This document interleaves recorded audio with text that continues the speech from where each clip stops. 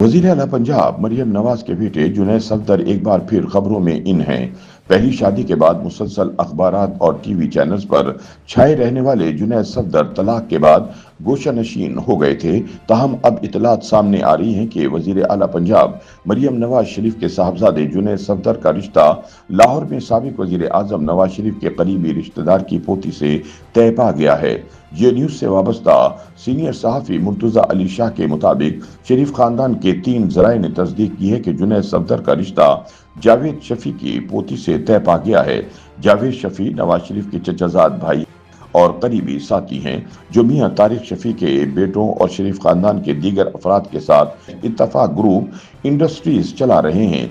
जुनैद सफदर का रिश्ता 48 साला उस्मान जावेद की बेटी से तय हुआ है, जो मियां जावेद शफी के साहबजादे हैं और मॉडल टाउन लाहौर में मुकीम हैं। जराये के मुताबिक दोनों खानदानों के अफराद के हमरा मियां नवाज शरीफ, मरियम नवाज और मियां जावेद ने बुध के रोज मॉडल टाउन में मुलाकात की, जहां जुनैद सफदर के रिश्ते के हवाले से रस्मी मामला तय पा गए।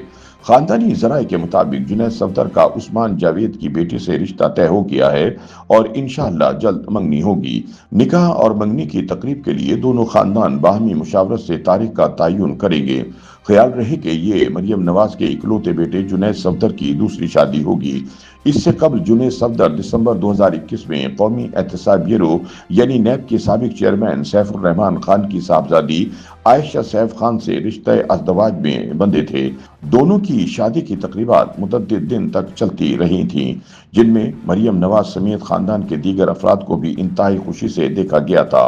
2 साल तक जुनैद सफदर अपनी अहलिया के साथ इकट्ठे रहे और मुतअद्दिद मकामात पर उनकी तस्वीर सोशल मीडिया पर वायरल हुई। मोहम्मद जुनैद सफदर और इनकी अहलिया के दरमियान इख्तलाफात की खबरें मीडिया में नहीं आई थी, ताहम सोशल मीडिया पर इनकी तलाक की चीमागोइयां जारी थीं और इस हवाले से मुख्तलिफ दावे किए जा रहे थे।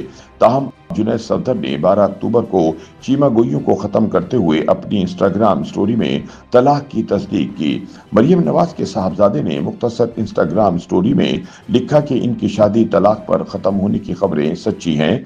उन्होंने मजीद लिखा कि तलाक इनका जाती मामला है और साथ ही उन्होंने मीडिया से दरख्वास्त की कि वो इनकी शादी खत्म होने से मुतालिक खबरें देते वक्त इनकी प्राइवेसी का ख्याल रखें।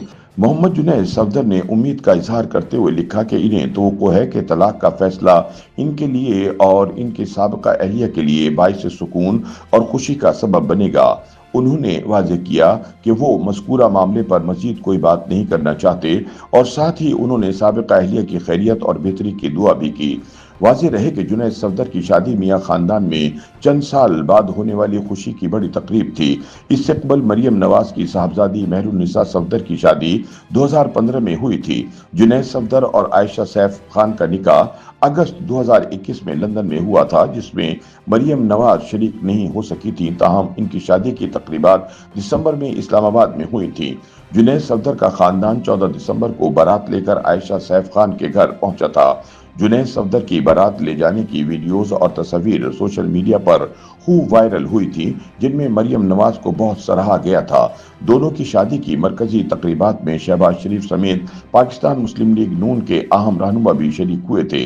अलावा अजीम दीगर सियासी, समाजी और शोबिस शख्सियात ने भी शिरकत की थी। ताहम नवाज शरीफ लंदन में होने की वजह से तकरीबात में शरीक नहीं हुए थे। ताहम धूमधाम से होने वाली इस शादी का इख्तिताम तलाक पर हुआ। ताहम अभी तक इस हवाले से हकाइक सामने नहीं आ सके कि वो क्या वजूहात या इख्तिलाफात थे जिनकी वजह से जुनैद सफदर की शादी बमुश्किल 2 साल ही चल सकी और वो अपनी अहलिया आयशा सैफ को तलाक देने पर मजबूर हो गए।